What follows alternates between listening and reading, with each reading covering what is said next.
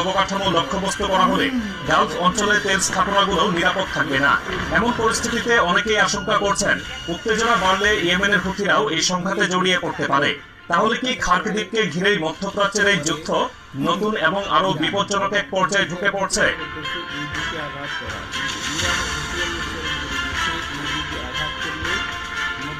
খার্ক দ্বীপকে ঘিরে যে উত্তেজনা তৈরি হয়েছে তার গুরুত্ব বোঝার জন্য আগে জানতে হবে এই ছোট দ্বীপটি ইরানের জন্য কতটা গুরুত্বপূর্ণ।